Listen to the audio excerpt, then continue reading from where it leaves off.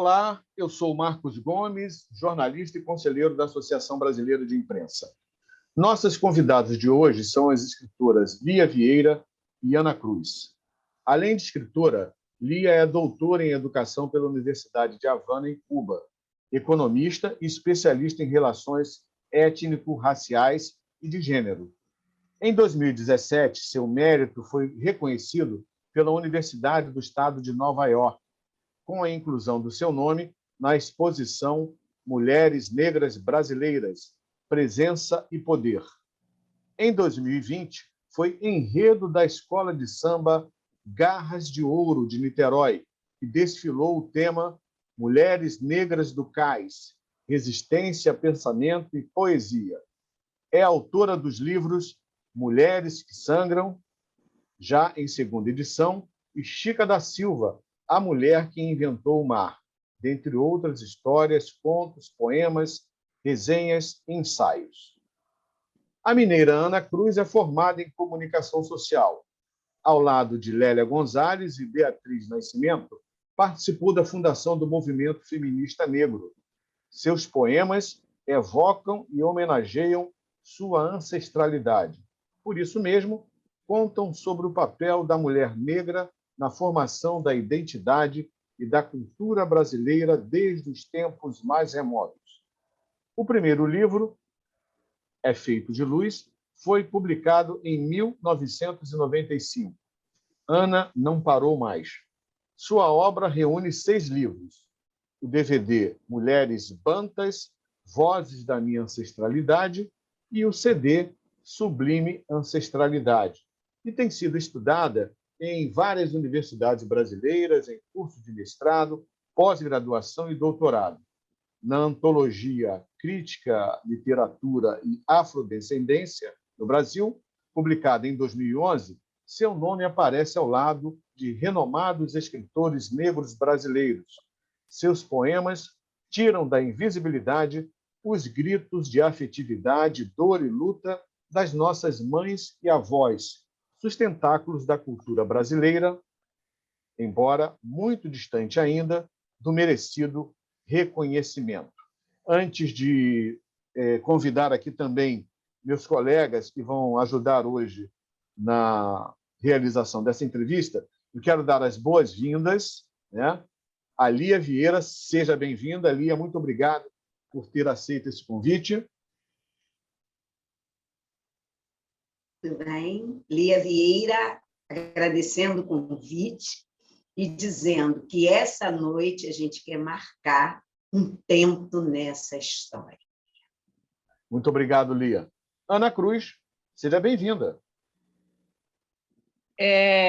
Obrigada, e eu agradeço aqui pelo convite, agradeço a Fátima, que já acompanhou de longas caminhadas políticas, depois nas questões raciais, e é um prazer imenso a gente poder vir tratar esse tema com vocês, sabe? E é muito importante, né, que vozes como vocês, tão importantes na comunicação, estejam hoje voltados para o debate da questão racial e, sobretudo, da mulher negra na literatura brasileira. Viu? Muito obrigado. Eu agradeço, é um prazer te reencontrar você e conhecer o Luiz Paulo, enfim, todo o pessoal. Prazer é todo nosso. Luiz Paulo Lima, você já conhece, né? Está sempre aqui ao nosso lado, trabalhando na Comissão de Igualdade Racial do movimento ABI Luta pela Democracia. Mas hoje eu tenho uma alegria enorme de receber a Fátima Lacerda. Somos contemporâneos da imprensa em Niterói, né? Começamos aqui, eu comecei no Jornal Fluminense, conheci a Fátima lá. A Fátima Lacerda é jornalista há 48 anos, formada em Comunicação Social pela Universidade Federal Fluminense, pós-graduada em Raças e Etnias, pelo Programa de Educação sobre o Negro na Sociedade Brasileira e mestre em Ciência Política, também pela gloriosa Universidade Federal Fluminense, a UF. Fátima, eu fiquei muito contente, primeiramente, por você ter optado e escolhido dar mais do seu tempo diário ao trabalho na Comissão de Igualdade Racial. Você, na ABI, na nossa chapa do movimento ABI Luta pela Democracia, você foi convocada para trabalhar em diversas comissões. Fátima está em tudo, né? Mas foi muito importante a declaração da Fátima na nossa última reunião da chapa, e a Fátima declarou: eu quero dedicar meu tempo à Comissão de Igualdade Racial. Eu agradeço muito, Fátima, essa sua generosidade. Nós precisamos, sim, desse seu tempo. Marcos, o prazer é meu. É uma oportunidade de estar com amigos, companheiros. Eu costumo dizer que para você estar dentro, compreender a questão racial, ou você nasceu negro, ou você, por laços de amor, chegou até o coração e compreendeu o que é o racismo. Eu tenho uma neta que recentemente sofreu racismo no supermercado. Eu tive uma relação de amor com um homem negro, e isso me levou a criar uma sensibilidade, uma responsabilidade maior com a questão racial. Então, eu me sinto assim muito dentro dessa luta, muito comprometida com essa luta, que eu acho que é uma luta de todos os brasileiros. Tem que ser, porque sem uma efetiva democracia racial, que nós estamos muito longe de conseguir, a gente nunca vai ter uma democracia de verdade no Brasil. É um prazer muito grande estar aqui, especialmente falando desse tema tão caro, que é a mulher negra entrando nesse mundo tão masculino e tão branco, que é o mundo da literatura. Então, acho que elas são muito guerreiras, são muito valentes e são muito valorosas também por estarem entrando nessa seara tão restrita normalmente a homens brancos. Obrigado, Fátima. Luiz, e aquela homenagem, hein? Vamos fazer a surpresa? Vamos sim. Deixa eu te falar. Bom, eu tô muito orgulhoso, sabe, de estar participando desse momento, porque vocês são referências. E hoje nós temos 3 mulheres aí no nosso encontro. Então, eu queria começar fazendo uma homenagem. Eu não vou ler inteiro o poema, que é um poema da nossa querida Elisa Lucinda, eu acho que vocês conhecem, né?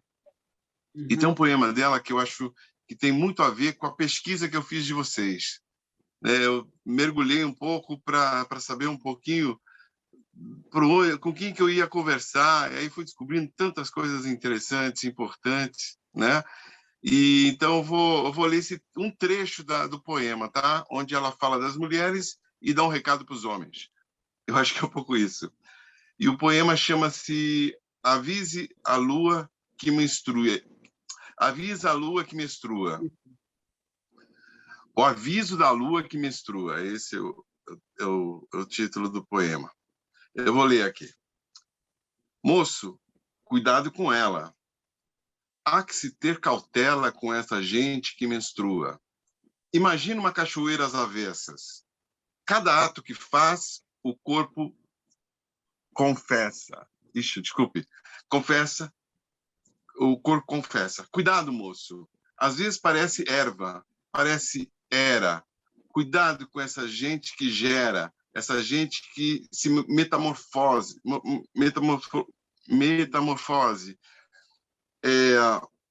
Metade elegível, metade sereia. Barriga cresce, explode humanidades e ainda volta para o lugar que é o mesmo lugar, mas é outro lugar. E aí é que está. Cada palavra dita, antes de dizer homem, reflita. Desculpe. Eu estou lendo pela segunda vez aqui. Mas é emocionante. Eu acho que a gente vai começar com a poesia, porque eu tive a oportunidade de ir para o continente africano, em alguns países, e a poesia ela foi uma ferramenta durante as guerras revolucionárias lá. Ela continua sendo uma maneira de você comunicar a sua vida passada e a sua vida presente. Então, eu acho que nós, dessa comissão, a gente tem um compromisso sempre de resgatar, colocar essas questões na ordem do dia e mais que isso, a gente está falando para uma instituição que tem 100 anos e que agora descobriu que quem criou essa instituição é um homem negro, que morreu como indigente. Então, eu acho que nós temos muita coisa. E eu acho que as mulheres... eu ia falar que eu e o Marcos, eu acho que o Serginho também, nós estamos preparados, assim, mas preparados mesmo para ouvir e aprender com vocês. Então, esse é esse preâmbulo do nosso encontro. E obrigado, tá? Por paciência para me ouvir falar aqui, que eu estou na contraluz e eu não consegui ler direito. Não, mas foi acho ótimo. que a mensagem foi dita, né? Tá ótimo, Luiz. Deixa eu só agradecer aqui a equipe da AltV, né? O Serginho, sempre nesse apoio aí nos bastidores, Alberto Luquete também, toda a equipe, né? Desde o início, apoiando a chapa ABI Luta pela Democracia, permitindo que, através dessa parceria com a Comissão de Igualdade Racial, nós estejamos aqui combatendo o racismo. Fátima, eu começo essa rodada de entrevistas com você. A palavra é sua. Tá. Eu me emociono muito atualmente, uma das minhas escritoras favoritas é a Chimamanda. É uma escritora africana, nigeriana. Mexeu muito comigo o último livro que eu li dela, que fala da Guerra de Biafra, Meio Sol Amarelo. E aquela Guerra de Biafra, o Luiz, que é fotógrafo, deve lembrar, Marcos também, aquelas imagens da fome na nossa adolescência, foi uma coisa muito impactante, muito marcante. Nós descobrimos a África pela fome, e nesse livro ela faz esse resgate. Então, a outra escritora que, para mim, tem sido um prazer muito grande descobrir é a moçambicana Paulina Tiziane. Isso, maravilhosa e linda, que ganhou o Prêmio Camões no ano passado, por unanimidade. E ela fala muito também de ancestralidade, oralidade, que a mulher africana deve valorizar as suas raízes de mulher negra, e ela remete lá a Cleópatra, a Rainha de Sabá, como referências de mulheres fortes. E eu queria saber das nossas queridas escritoras aqui, brasileiras, que a gente vem também lá de Carolina Maria de Jesus, passa por Conceição, vocês vão no âmago, vocês vão na dor, vão no coração e vão na ancestralidade também. Então, eu queria perguntar para as duas, de onde vocês tiram a inspiração, qual o peso da ancestralidade, da tradição africana, da tradição negra na obra de vocês, qual a importância disso para as transformações tão necessárias que a gente deseja na sociedade? Para as duas, eu não sei quem vai falar primeiro. Lia começa. Olá, boa noite todas, todos. E felicidade de estar aqui com vocês e entender a real significação desse momento. Associação Brasileira de Imprensa, onde o meu amigo Carlos Alberto de Oliveira Caó foi um dos pilares. Então, hoje está nas minhas mãos e de Ana Cruz, né, trazer todo esse encantamento e essa resistência que Caó de Oliveira deixou como legado para todas nós. A pergunta que a Fátima me faz, né, onde a gente busca inspiração, me permite, primeiro, saudar as minhas ancestrais e dizer que é através da fala delas que eu quero multiplicar as falas que secularmente estão esquecidas no tempo histórico. Então, eu acho que não basta só escrever, mas entender, principalmente, que essa escrita é ferramenta contra o apagamento histórico.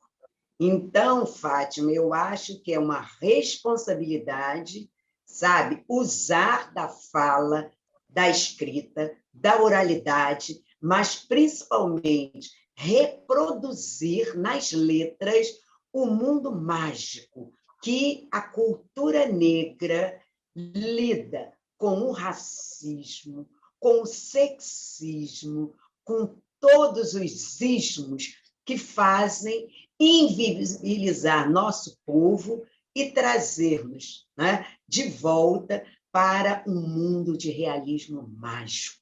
É ali que nós buscamos nossas inspirações, com certeza. Rápido e rasteiro. Responde a pergunta da Fátima. Ana, estamos todos muito atentos ao que a Lia acabou de dizer e agora toda a atenção em você. Então, eu já fiz os agradecimentos aqui, para a gente estar aqui. A partir do momento a Lia trouxe a história do CAO, né? Relembrou a importância do CAO aí dentro da BI, e o nosso companheiro lá, que foi um dos fundadores. Então, para a gente é muito importante, né? É muito significativo que tem hoje uma chapa e um grupo de pessoas que está com essa bola. Então, assim, eu acho que dentro dessa perspectiva que nasce também a nossa reflexão. Quer dizer, quando a gente fala no Lacerda, como chama? Gustavo Lacerda, a gente assim, esse grande sujeito, né? Sujeito histórico que construiu, né? Que deu o início à construção da ABI, esse sujeito que acaba, né? Sujeito no sentido do protagonismo, que acaba, de uma certa forma, abandonado e sem o seu reconhecimento, sem ser reconhecido enquanto sujeito que fez um processo de construção, e que um sujeito que faz um processo de construção desse, ele tem uma trajetória histórica, né? Uma trajetória histórica que o processo de escravização não foi capaz, né, de destruir essa trajetória. Então, quando a Fátima faz essa pergunta, eu acho a nossa inspiração, a gente busca, acho que a inspiração está no processo histórico, né? Quando você tem consciência desse processo histórico. E eu percebo, e quando você analisa esse processo histórico, né, a gente não fala. Quando a gente fala nesse processo histórico, a gente não está falando do processo de escravização. A gente está falando de um processo que começou no continente africano. Então, que para a gente, para mim, o referencial de protesto, de resgate histórico, ele está lá, nesse continente, né, que conseguiu construir esse mundo inteligível que a gente tem, né, de tecnologia, de ciência, que foi sistematizado no continente africano. Então, assim, quando a gente vem na condição de escravizado para esse país, a gente vem carregando esse processo histórico. Esse processo histórico, embora tenha toda uma movimentação e todo um processo ideológico político para que ele seja apagado, mas ele não foi apagado. Ele pode ter sido apagado do processo oficial, mas na nossa história de existência, na nossa ancestralidade, ele permanece vivo. Então, assim, a nossa inspiração e o nosso lugar, onde a gente consegue, para mim, pelo menos para mim, eu acho que tem sido isso, na nossa luta, que a gente não só somos pessoas, não somos mulheres que escrevemos, mas a gente somos mulheres ativistas, e ativistas de vários lugares, ativista do partido político, do movimento sindical, do MNU, a gente está no fronte de luta há mais de 40 anos, né?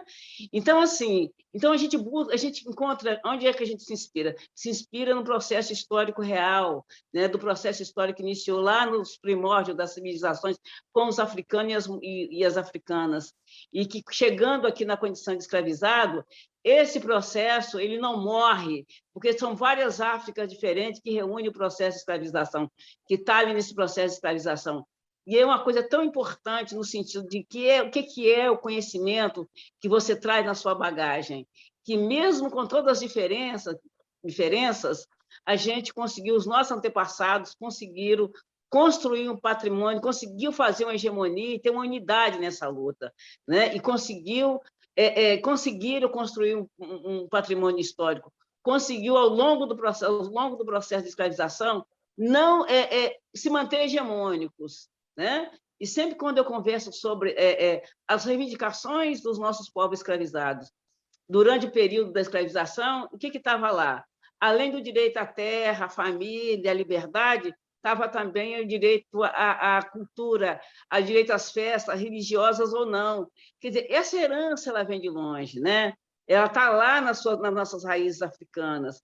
Então, para mim, eu acho que quando eu vejo as histórias de resistência e de luta das mulheres da diáspora, das mulheres quilombolas, então ali a gente se inspira, né? Quando você vê mulheres tipo Maria Firmínia dos Reis, essa mulher vai escrever em 1845, por aí. O debate político da literatura dessa mulher é uma coisa assim de assustadora. A profundidade política, filosófica dessa obra. Então, assim, é nessas pessoas que vai quebrando,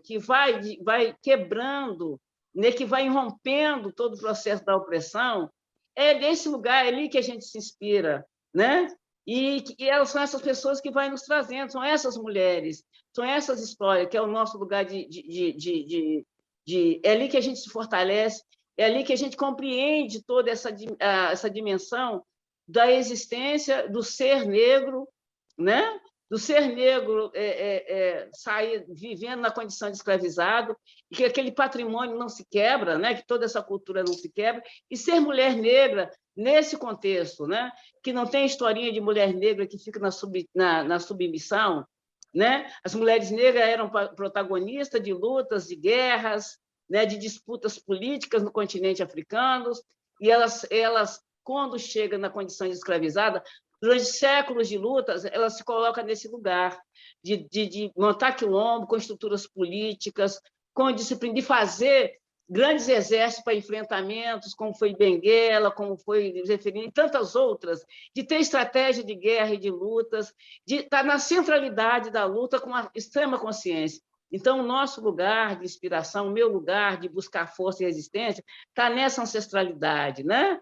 E essa ancestralidade que, para nós, nos últimos tempos, está sempre dentro do lugar de contemporaneidade, né? Que está sempre em prol do bem viver, né? De construir um mundo de equidade, de construir a relação com os mais velhos, de construir uma equidade de gênero, da relação com a natureza, que isso é nosso, né? Que não é inventado por nós, mas que vem dessa herança, né? E que é ressignificado na diáspora africana. Então, Fátima, acho que não sei se estou respondendo ou fazendo uma salada, mas é daí, desse lugar, que nasce, né? A nossa resistência nasce do nosso processo histórico que está lá, que foi forjada no continente africano, a partir de tudo aquilo de ciência e tecnologia, de religiosidade, de conhecimentos refinadíssimos, de potência, que foi lá que nasceu tudo isso, né? Que quando os europeus chegaram lá, isso já existia há 1000 anos. Até a nossa guerra, a nossa disputa vem desse lugar. Então, é ali que a gente se inspira, é ali que a gente tenta, nesses anos de luta de movimento negro, tenta construir uma hegemonia política, que sem essa hegemonia política a gente não vence esse processo tão violento de apagamento, de violência, de todo tipo de maldades, né? Políticas que a população negra vive, racial e política que a gente vive nesse país. Eu não sei se respondi, né? Não, está ótimo, está ótimo. Esse é o episódio Mulheres Negras Fazendo Literatura, as nossas convidadas, as escritoras Lia Vieira e Ana Cruz. A pergunta agora é do companheiro Luiz Paulo Lima. Ok. Ana, Lia, Fátima, Marcos, olha só. O debate racial é uma das grandes questões da política contemporânea, né? Isso é fácil a gente constatar. Outro aspecto importante é que nós percebemos que houve um rompimento do pacto civilizatório, sabe? Um tipo de governo que a gente tem, que é um desgoverno, aboliu a questão dos fatos e hoje se fala através só do que é opinião e o que é crença, né? Eu tenho opinião, é a opinião que vale. Ninguém quer saber das instituições, ninguém quer saber do processo histórico. O que vale é isso. Isso é muito registro de gestão autoritária, né? Ou falta de gestão autoritária. Eu queria saber de vocês duas, como é que vocês enxergam esse rompimento com o pacto civilizatório que a gente vive, né? Hoje, o que menos importa é a ciência, né? A Terra é plana. Eu queria saber vocês, como mulheres, qual é dentro desse debate racial, que é uma das grandes questões da política contemporânea, como é que vocês enxergam a participação das mulheres? Isso tem uma trajetória histórica para isso? Acho que vocês têm essa experiência. Eu gostaria que vocês comentassem um pouco isso, de como se localizar nesse tempo histórico, e quando a gente quer resgatar a civilidade, vamos dizer assim. Olha, eu acho... Posso começar, Ana? Sim. Eu acho que uma das coisas que a sua pergunta, né, aponta é para esse novo tempo, né? Porque com essa chegada dessa pandemia, nós tivemos que rever muito dos nossos conceitos, né? Inclusive, existe uma fala aí que chama isso tudo de novo normal, porque nós temos pela frente. Mas eu acho que só vai chegar no novo normal quem já era normal. Porque a pandemia ela não formou novos cérebros. As pessoas que já tinham a civilidade, as pessoas que já tinham um trato respeitoso com as coisas, só fizeram acelerar isso, não é? Então, vai se destacar nesse processo todo a nossa forma de lidar com os nossos semelhantes. E, como eu comecei falando de história, eu posso refazer esse caminho dizendo que a nossa forma de olhar o mundo sempre foi uma forma diferenciada, né? E esse resgate vem daquilo que, dentro da nossa comunidade, a gente chama dos griots. O que são esses griots? São aqueles mais velhos que contam as histórias, que são repositário, né, da nossa fala, da nossa história, da nossa memória, e que são olhados com muito respeito, com muita dignidade, porque eles são guardadores de uma sabedoria ancestral. Então, cada vez que eu lido, eu atualmente ando me debruçando muito na questão da longevidade, né? Eu fiz um trabalho e estou dentro de uma comissão, que é o Instituto de Longevidade, e tive a oportunidade de trabalhar um tema, Paula, que vem nisso que você fala, que diz sonhos não envelhecem, né? Aí eu vou trabalhar com quem? Vó Maria, que aos 75 anos grava o primeiro CD, né? Com a Dona Maria Soares, que aos 70 anos vai fazer direito. A mãe Beata de Iemanjá, que quase com os 80, ela lança a sua primeira obra, né? O Caroço de Dendê, que faz toda a contação do aspecto ritual, né, da religiosidade africana. Então, se essas pessoas acima dos 70 conseguem fazer uma narrativa, não só oral, mas como testemunhas do nosso tempo, eu acho que cada uma dessas mulheres conseguiu a superação das suas qualidades de vida. Elas não apenas, né, fizeram testemunhos do sofrimento, da dor, mas elas nos deram uma lição de como é possível, de que os sonhos não envelhecem. E essas novas narrativas apontam justamente para isso. Por quê? Porque, apesar, né, de a gente ter uma história, né, de escravidão que nós queremos esquecer, mas que a Vênus platinada lá quer nos lembrar a todo momento, não é? Nós conseguimos, né, retirar da dor uma nova construção de mundo. Desse mundo civilizatório, né, que o meio ambiente nos proporciona, e eu estou falando isso porque eu estou numa casa que é uma casa de escrita. E nós estamos aí, e eu estou convidando, né, a vocês e a todos os nossos participantes do Momento Vindouro, às portas da Rio+30. Eu participei da Rio 2002, depois da Rio 2010, Rio 2020, e agora nós estamos às portas da Rio+30. E o que é esse meio ambiente, né? Que agora todo o planeta se vira para olhar e para reverenciar. O que nós já fazíamos há tanto tempo. Nós sempre tivemos muita intimidade com a natureza. A natureza, para nós, é o orixá. Então, não se mata a natureza, porque seria matar o orixá.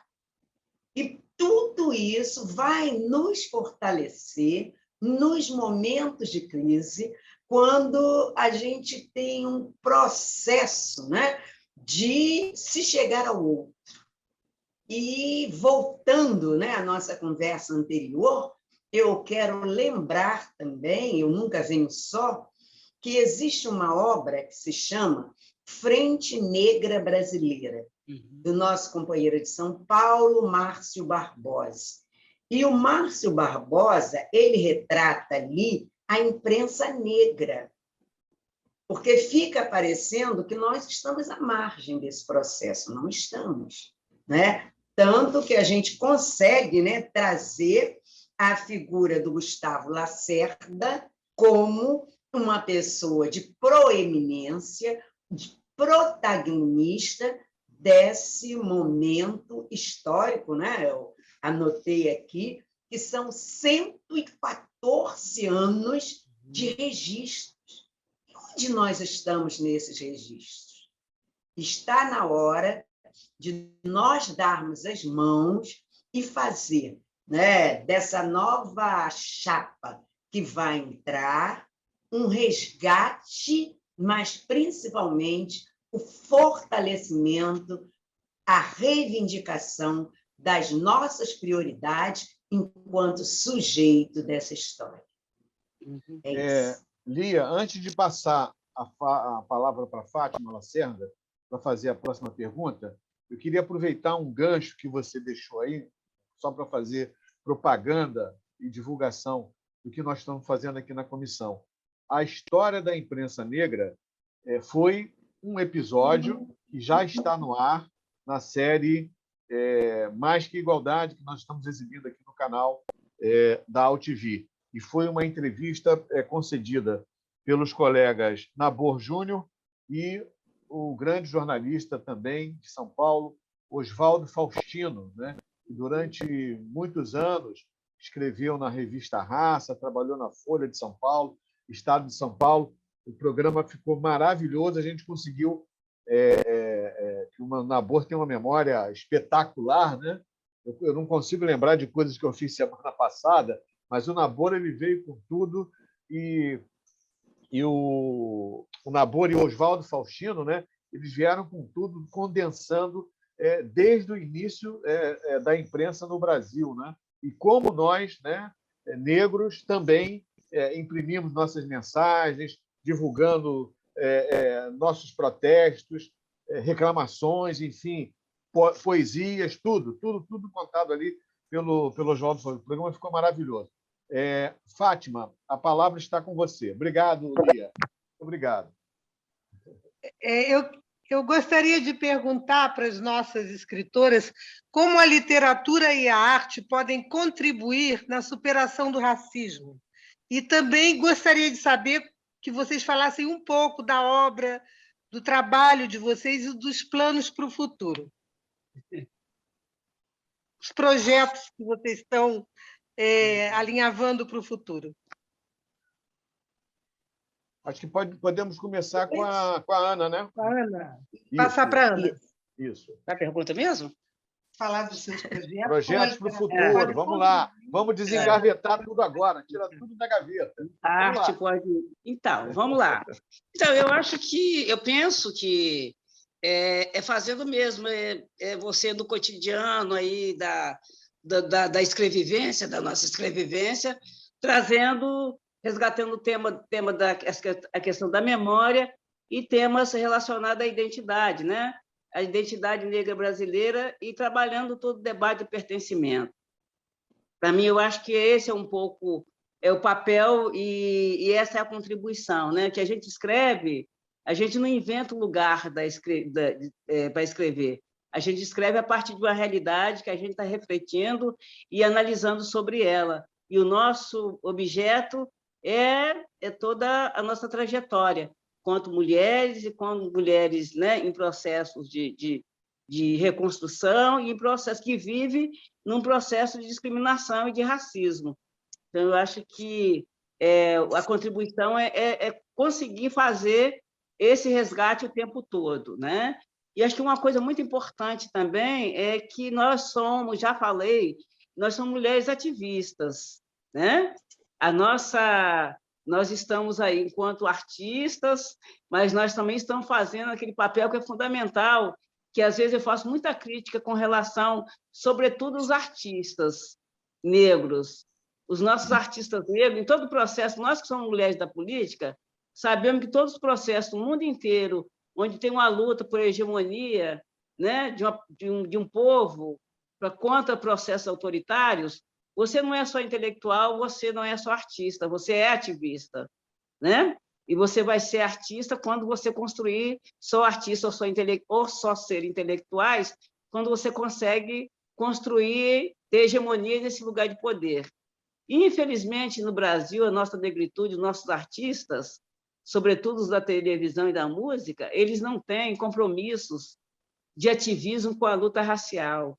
Então, isso é muito sério para nós, né? A Lia sabe muito bem disso.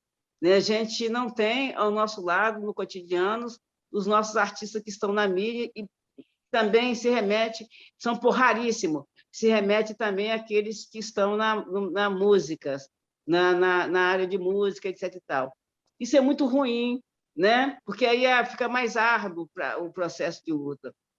E eu queria também colocar aqui assim, todo o protagonismo do movimento negro no Brasil, né? Esses 40 anos, o que a gente foi capaz de se construir, né? A gente não pode dizer que tem política de ação afirmativa que a gente não tem. A gente tem políticas de cotas, né? A política de ação afirmativa é um processo ainda muito distante e que a gente está fazendo, que precisa dessa tal hegemonia negra e que, nesse momento, né, que o fascismo está aí, que o processo de necropolítica ele se acelera com o processo também do neoliberalismo, a gente está nesse desafio de construção, né? Então, assim, eu percebo que são vários frontes que, tanto através da nossa literatura, que a gente tem esse compromisso, que tem essa contribuição, né? Que você tem que mexer, nosso trabalho vai lá na subjetividade, né? Mobiliza a partir desse encontro de coisas que a gente resgata lá na subjetividade e joga no debate da nossa literatura, mas também tem esse trabalho e todo esse compromisso e todo esse ativismo político, né? Eu sempre falo, né, que a gente está aí, quando falo que as mulheres negras vão abalar a estrutura do capitalismo, eu acho que é isso mesmo, mas vão abalar a partir do momento que tem essa hegemonia, que tem inteligência, né? Que tem esse pensamento, essa construção que a gente vem trazendo de longe e que passa pelo ativismo de Luísa Bairro, de Lélia Gonzalez, de Sueli Carneiro, de Ana Cruz, de Magali, e Lia Vieira, Conceição, e tantas outras mulheres, né, de Petronila, uma senhora que tinha quase 70 anos ou mais, que estava lá em 2003, bancando, escrevendo, fazendo todo para a política de 10.639, são essas mulheres, né? São essas mulheres. Então, é de vários lugares que vêm, né? Respondendo a pergunta da Fátima. Então, assim, essas contribuições vêm dos vários lugares e vêm de várias pessoas. E para encerrar mesmo agora esse bloco, eu queria assim, que a gente não esquecesse todo esse legado, né? Construído até agora, porque é o seguinte, agora está na moda a mídia. Como a mídia hoje, a gente continua sem hegemonia em lugar algum. A gente não tem dinheiro, a gente não tá em hegemonia política, não tem na mídia que está a serviço do racismo, mas hoje a mídia já colocou, já decidiu o que se fala, né, o que se fala e quem vai falar. E não somos nós, negros e negras, que estamos na política, que tá falando, né? Porque é um perigo. Então, não vai ser. Então, a gente ainda tem esse debate pela frente para enfrentar. E a gente conta com essa ABI, né? Porque eu acho muito... não dá para a ABI, que está sempre discute a questão da democracia, virar as costas para a questão racial, como tem virado, de uma certa forma, até agora. Sabe? Não dá para a gente... Porque é assim que acontece. A esquerda brasileira não tem compromisso com a luta racial. Não tem compromisso, de fato, com a luta das mulheres. Então, assim, eu acho que a gente tem que pensar, e, sobretudo, com a luta racial, que eu acho uma coisa insuportável, porque o branco está num lugar de privilégio, né? O branco está num lugar de privilégio nesse país, né? É a política do privilégio. Então, assim, eles não têm compromisso, né? Você vê, se sabe, a minha amiga Fátima, que é comprometida, sabe mais de Chimamanda do que escritoras brasileiras, entendeu? Então, isso é grave, é uma denúncia. Não estou fazendo uma crítica para a Fátima, né? E olha que a gente sempre discutiu literatura, etc. e tal. Não conhece Lia, que tem um protagonismo. Convidei a Lia, porque a Lia tem um protagonismo na fundação do Quilomboje, das mulheres negras cavar esse lugar na literatura. Tá? Então, assim, vou passar aqui que já deu. Senão... Só uma réplicazinha, posso? Já deu. Pode, Quer dizer, claro. não é... A gente tem também uma questão do mercado editorial brasileiro. O acesso ao mercado editorial da Chimamanda é muito maior do que o acesso ao mercado editorial da Lia. A gente teve um episódio agora, por exemplo, a Conceição Evaristo tentou entrar na Academia de Letras e foi barrada, porque aquilo, apesar do Gilberto Gil estar lá agora, mas aquilo é um lugar de branco, aquilo é um lugar conservador. A Conceição, até aquele cara, aquele jornalista da Globo, Merval, até o Merval está lá.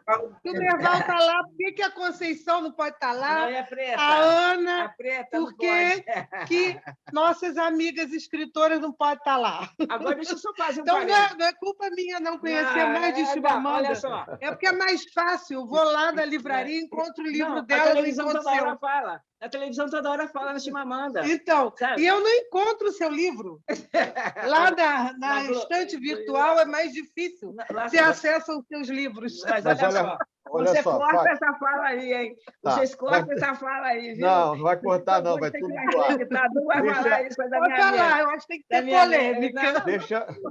Deixa a Lia responder. Porque vocês vão editar, viu? Tá, Não, deixa a Lia responder. Aí, sim, para complementar isso mesmo. Porque a gente não está na mídia, porque a mídia hoje quer vender Chimamanda, que ela faz sucesso na Europa. Você entendeu? E uma coisa que eu queria, assim, é muito importante dizer isso, que hoje você vê um montão de nãos negros falando Clementina, não sei das quantas, que é maravilhoso, mas a Conceição não está lá. E quando a Conceição e a Lia, ou a Conceição vai fazer o debate, você percebe o descaso, porque eles não leem. Então, fica falando abobrinha. E aí precisa da Elisa Lucila puxar para a coisa para pautar. Pois é. Então, assim, não se sente ofendida, viu, não. amigo? Mas não é mentira, não é mentira. Nós vamos voltar. Nós vamos porque voltar. Eu queria ouvir que a Lia falasse do trabalho dela. A Lia vai falar do trabalho dela. A Lia, inclusive, dá nome a uma sala aqui em Niterói, uma sala de leitura tem o nome dela.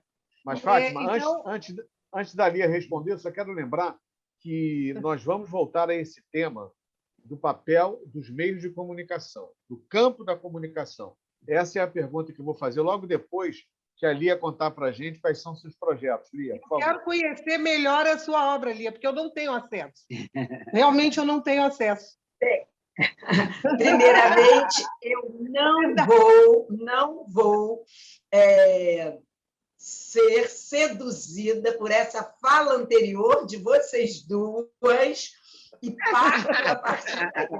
Isso aqui é amor antigo, Lia, né? De dizer que o que nos molda, né? E o que faz com que nós avancemos é o que dizia a Beatriz Nascimento. Eu sou atlântica. Que se eu ficar olhando para o Brasil, eu não vou a lugar nenhum. E eu tenho o grande prazer de dizer, né, que a literatura me levou a 11 países. Então, através de Quilomboja, né, a minha história com Quilomboja, eu começo com Conceição Evaristo, mas Quilomboja é uma porta aberta, porque não basta apenas escrever, tem que ter qualidade. Né? Nós nos reunimos, é uma história que ainda não foi contada, mas tem que ser contada.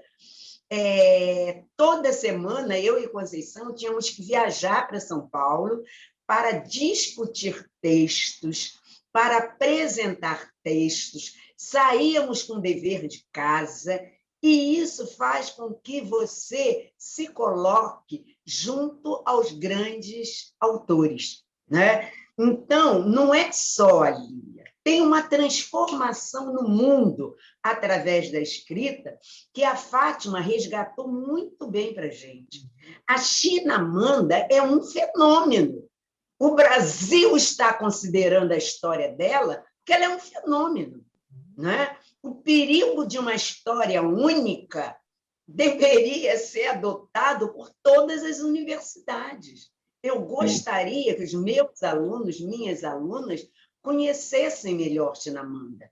Né? A história dela, que quando ela chega na universidade, né, ela vai para a universidade em Nova York, a colega de quarto dela, quando começa a ver ela abrindo a mala, ué, mas você tem esses perfumes? Ué, mas você tem essa roupa? Meu Deus, que sapato é esse? Aí ela vira e fala assim, mas eu tomo banho também, tá? Entendeu? Aí a menina entendeu ótimo, que a né, conversa gente? se encerrava ali. Se encerrava ali. Então, Tomo banho, escovo o dente, né? Tomo banho, escovo o dente. Esses instrumentais que a gente tem que começar a dominar. A Paulina Chiziane, que é assim a minha queridíssima, é uma escritora de Moçambique. Eu fiz a questão que você falou, e quero que isso volte, por favor, em outra pergunta. A questão das editoras, né? A minha editora, Nandiala, ela me coloca em vários locais que eu talvez não entraria.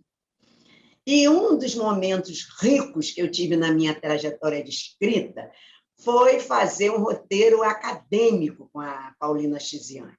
Nós fizemos PUC Minas, fizemos o FMG, fizemos a Universidade de Minas Gerais, mas que é estadual. Então, nós não dormíamos à noite, nós não dormíamos, sabe? Era aquele resgate do tempo, sabe? A gente queria se conhecer melhor. E eu lembro que, numa das abordagens dela, dentro de uma dessas universidades, perguntam para ela também como é que ela começou. E ela diz, né, que o primeiro livro, a primeira obra dela, que ela conseguiu juntar e levar para o editor, a pergunta dele fala, mas o que é isso? Ela fala, isso aqui é o meu livro, olha como eu consegui fazer. Aí ele para, olha para ela, olha de novo, e fala, mulher, com este papel que gastastes, tu poderias fazer uma fogueira e aquecer os seus filhos. Então, é disso, é nesse lugar que eles nos colocam. É nesse lugar que eles nos colocam. E aí, Paulo Gomes, e aí... Não, eu juntei o Paulo com o Marcos Gomes. Nós temos que ter... Está tudo certo. A superação de conseguir, por exemplo, como uma das minhas primeiras obras, lançar Chica da Silva, a mulher que inventou o mar. Chica da Silva, a mulher que inventou o mar, ele é um infanto juvenil. Ele não é para crianças, porque, apesar da ilustração maravilhosa de Léia Ferraz, né, atriz lá da Vênus Dolorosa, ele traz a figura de Chica da Silva num discurso afirmativo. Zezé, que é madrinha do livro, Zezé Mota, tinha feito o filme do Cacá Diegues, onde a gente brinca com ela que Zezé era aquela que era praticamente, ela sabe disso, eu já falei, uma mulher de cama, né? Thaís Araújo, vai fazer uma outra Chica da Silva, que é a que a Ileia trabalha, e que tem uma fala que ela coloca colher quente na boca das escravas. Chica da Silva nunca fez isso. Desculpe a minha indignação. E a Ileia, é o que a Ana Cruz estava falando, temos poucas, podemos contar nas mãos, mas temos ativistas lá dentro, sim. E a Ileia vira para mim e fala assim, Lia, nós não podemos recontar essa história de Chica da Silva? Eu adoro desafios. Eu pensei, olhei, pesquisei, essa palavra é séria, pesquisar, é o que vocês fazem também o tempo todo, né? Quando vocês têm pauta. 20 dias depois eu falei, Ileia, é mais ou menos isso que você quer? E ela ficou encantada, as ilustrações são riquíssimas, ela me traz uma Chica da Silva, né? Com ilustrações onde tem que Chica da Silva, ela teve 9 filhos. Uma mulher que tem 9 filhos e que cada barrigada dura 9 meses, ela não pode ser uma mulher sexualizada, como o filme demonstrou. E é nessas construções, sabe, de imagem, de mente e de coração que a nossa pesquisa, né, avança. Você fala, o que eu tenho aí pela frente? Eu tenho que me unir com as outras, eu não ando sozinho. Olhos de Azeviche, 10 escritoras negras que estão renovando a literatura brasileira. Eu estou junto com Cidinha da Silva, Conceição Evaristo, Esmeralda Ribeiro, Cristiane Sobral, Fátima Atenção, Geni Guimarães, Miriam Alves, Thaís Espírito Santo, minha filhadinha, e Ana Paula Lisboa. Então, por que eu estou fazendo questão de mostrar? Porque vocês conheçam obras de mulheres negras que escrevem e que tem um outro recorte sobre a atualidade, que não é sobre escravidão. Nós falamos de amor, nós falamos de superação, nós falamos de culinária, livros técnicos. Nós podemos falar do que nós quisermos, porque literatura também é um grito de libertação. O que eu tenho para mais adiante? Eu tenho... gente, eu fico até meio sem graça de falar isso, mas com essa pandemia eu fui chamada de rainha das lives, porque tinha dias que eu fazia 3 lives no mesmo dia. E num desses dias, a minha editora de Nova York, Carol Boyce Davis, e onde ela fez Moving Beyond Boundaries, movendo além, né, das fronteiras, me convidou para fazer uma live com Gana. Carol, será que eu estou à altura? Ela falou, você tem que estar, porque você é a única autora brasileira. Sim, você é a única autora da América, porque as outras todas são africanas. Olha, que emoção! É um festival que se chama Coambi. Mas não era simplesmente falar. As perguntas vinham assim, Lia, vocês têm 50% da população negra. Como é que vocês atravessam politicamente esse número? Se você não está preparado, você treme nas bases, né? Eles queriam saber da composição, né, de afrodiáspora. Quem eram os nossos afrodiaspóricos? E aí eu tinha Abdias do Nascimento, quilombismo para falar, eu tinha Lélia Gonzalez, e aí foi um processo muito rico de aprendizado. Até eu tive assim, eu sou ousada. Falei, olha, mas eu não quero falar inglês. Eu quero um tradutor, que a minha língua tem que ser ouvida. Eu posso até as perguntas, porque é mais ágil, responder em inglês, mas o processo todo eu quero tradutor. Fiquei apaixonada pelo meu tradutor, nos damos muito bem, e o meu projeto para 2023 é ser uma das curadoras, né, desse processo. Eu me arrepio todo quando eu falo isso, e entender as outras africanidades, porque eu estou sugerindo que essa comissão tem também pela frente um grande desafio, que são essas africanidades. Colocar, né, na escrita de vocês que portas se abrem através da escrita. E tragam Agostinho Neto, e tragam, por favor, né, Amílcar Cabral, e tragam principalmente, né, eu não sou tão radical assim, pode trazer Toni Morrison, pode trazer Audre Lorde, pode trazer essas mulheres que estão sendo resistência através das letras. Obrigada. Lia, muito bom. Emocionante, acima de tudo, e vou lembrar o que o Luiz Paulo disse no início da nossa conversa. Nós estamos aqui para aprender com vocês, tá certo?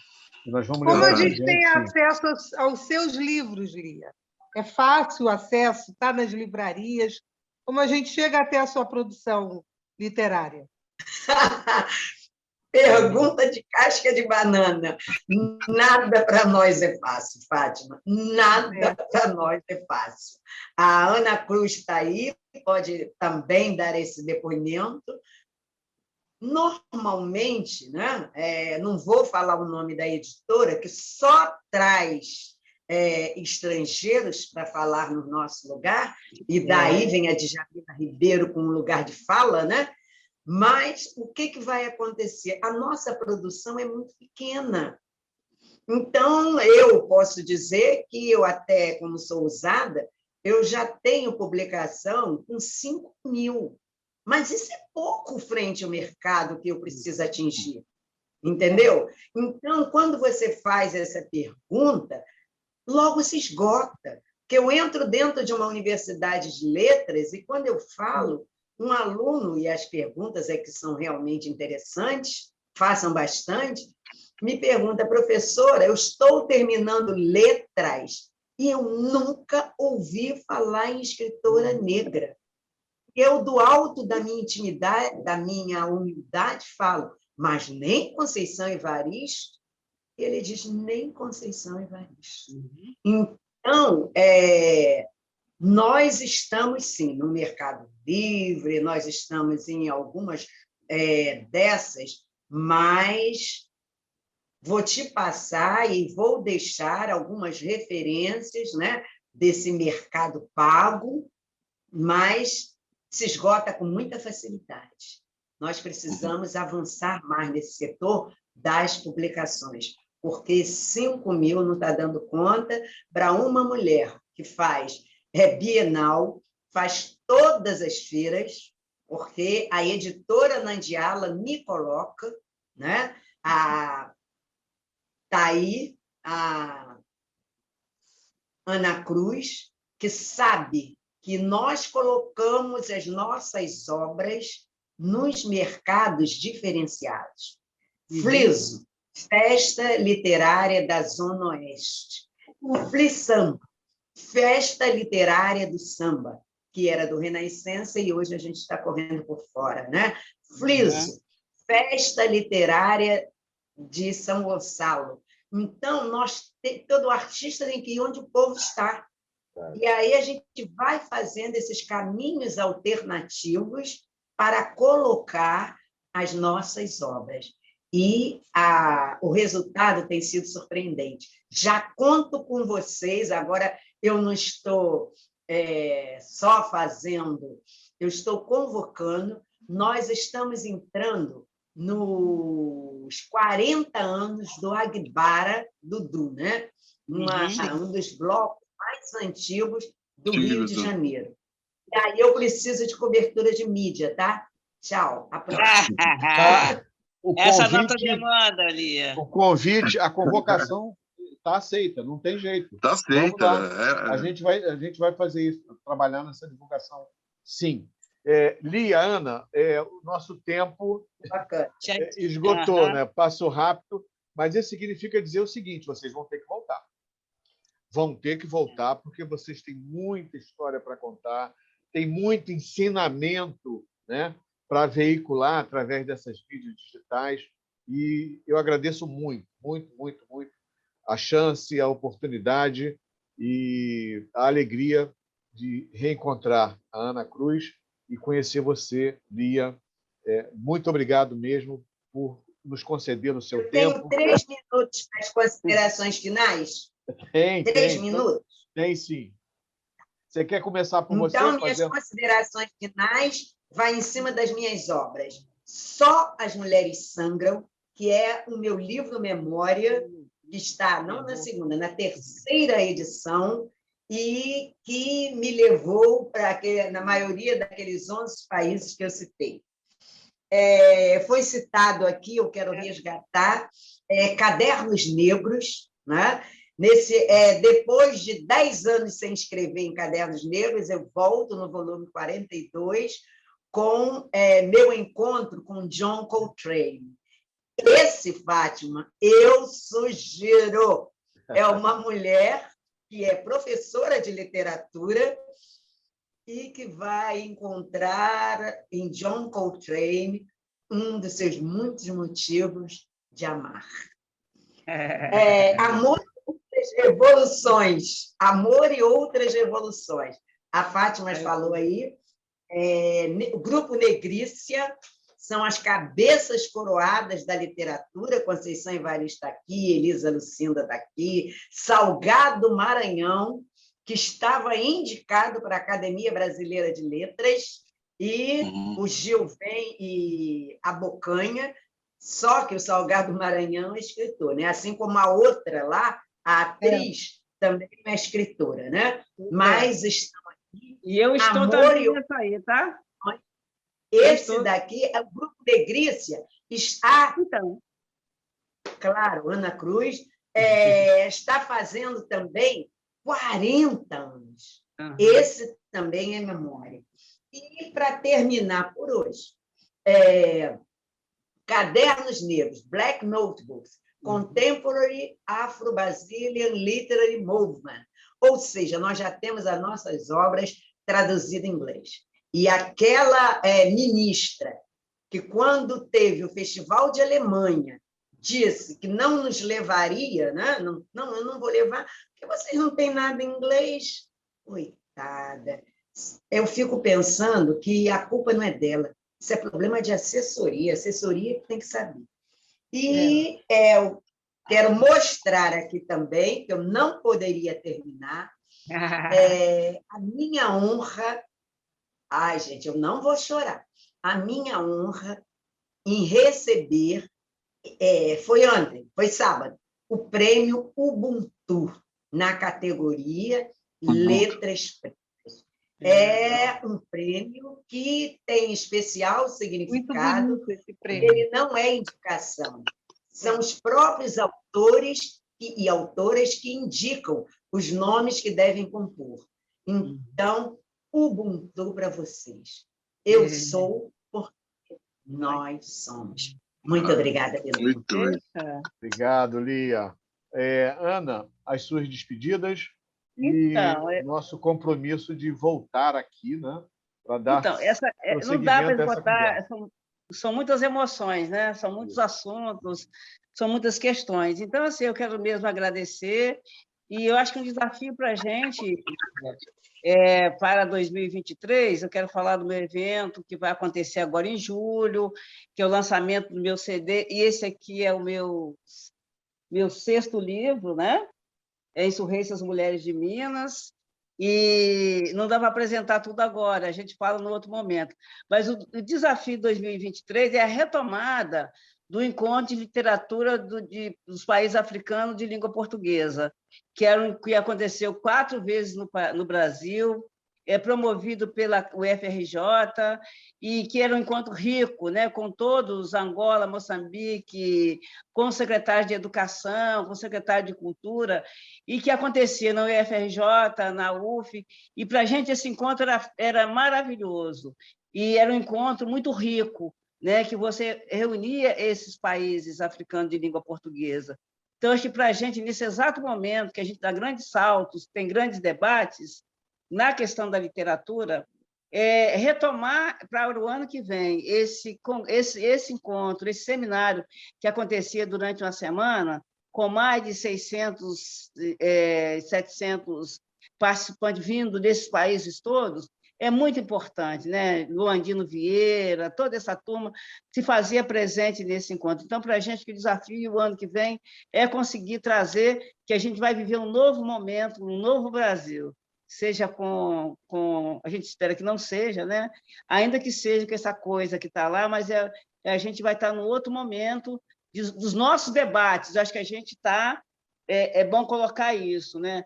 Com todo esse processo de fascismo, de opressão, nós estamos construindo, enquanto população negra, enquanto ativista, construindo o nosso processo, né? Tomando pancada, levando na cabeça o tempo inteiro, sendo exprimidos, né?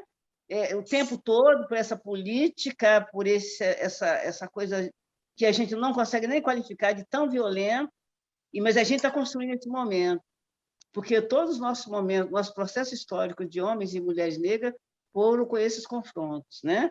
Então, assim, para a gente é mais uma etapa que é duríssima, mas que a gente sabe que vai sobreviver, que vai resistir e vai sair lá na frente com qualidade, né? Mas que é fácil, não é. Então, também, esse momento do encontro que a gente está querendo trazer para o ano que vem é discutir todo esse processo de opressão que a gente está vivendo no Brasil e na América Latina, enquanto população negra, né? E nos países africanos de língua portuguesa, né?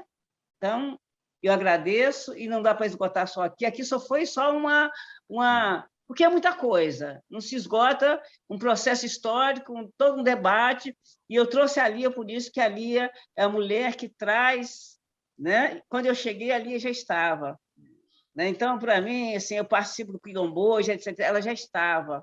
Então, para mim, assim, é muito importante isso, trazer essa mulher, né, que tem tanta construção, que sabe qual é o desafio, né, da gente estar nesse lugar aqui, para estarmos nesse lugar.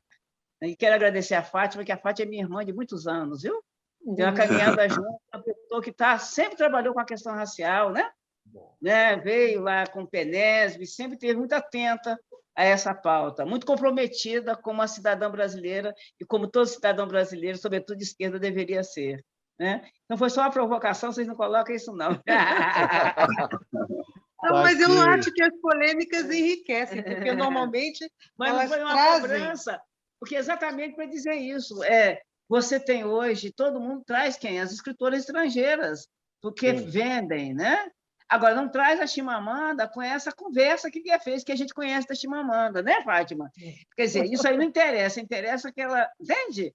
É o mercado editorial com as suas perversidades dentro da questão do capitalismo. Vamos trazer agora a Grada Quilomba. Agora é a Angela Davis, que está com a gente há anos, né?